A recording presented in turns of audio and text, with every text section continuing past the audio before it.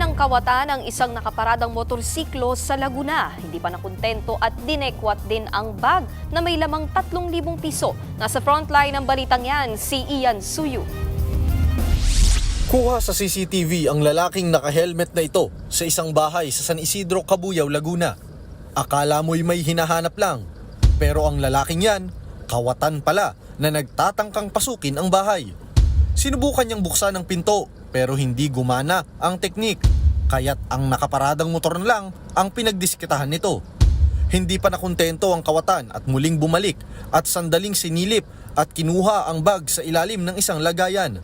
Kwento ng may-ari ng biktima, kinaumagahan na nang mapansin nilang nabuksan na ang kanilang gate at wala na ang motorsiklong matagal rin nilang pinag-ipunang bayaran. So yun na, talagang parang dagabok na yung dibdib ko. So check namin yung camera. So doon nakita ko na na-check ko sa cellphone. Nagpupumilit siyang pumasok sa bahay. So yun talaga yung intention niya.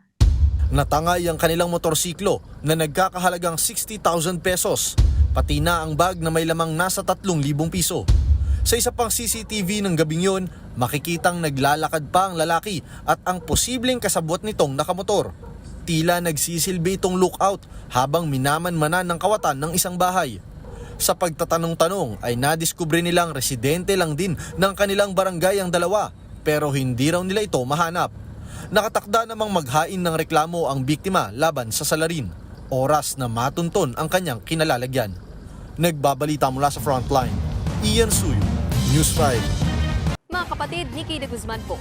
Para sa mga impormasyong dapat ninyong malaman, mag-follow at mag-subscribe na sa social media pages ng News 5.